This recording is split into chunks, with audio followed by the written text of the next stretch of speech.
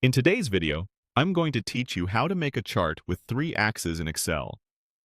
By the end, you'll have a clean line chart that uses the left and right vertical scales to compare values with very different ranges, along with the standard horizontal category axis, together giving you 3 axes to tell a clearer story.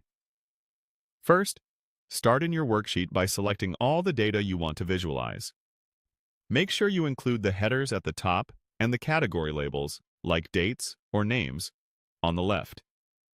Selecting everything up front helps Excel correctly recognize each series and apply labels automatically, which saves you time fixing legends and axis names later.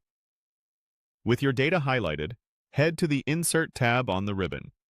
This is your Chart Command Center. From here, choose the Line Chart option. A simple 2D line works well for most comparisons, and it keeps the focus on how your series move over time or across categories. Excel will drop a basic line chart onto the sheet using your selection. Now it's time to introduce the additional scale that makes the third axis setup work. Double-click any of the lines in the chart to open the Format Data Series panel on the right. If nothing opens, click once to select the series, then double-click again. In the Format Data Series options, switch that series to the secondary axis. The moment you do, Excel adds a new vertical axis on the right side of the chart and maps the selected series to it.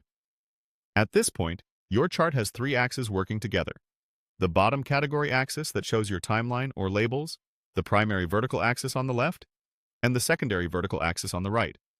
This arrangement is ideal when one series has much larger or smaller values than the others, because each side can use a scale that suits the data without flattening the trends.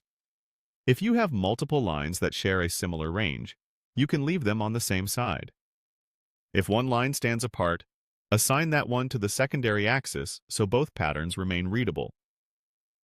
After switching a series, glance at the ranges on both sides to confirm they make sense, and consider adjusting number formats so the scales are easy to compare at a glance.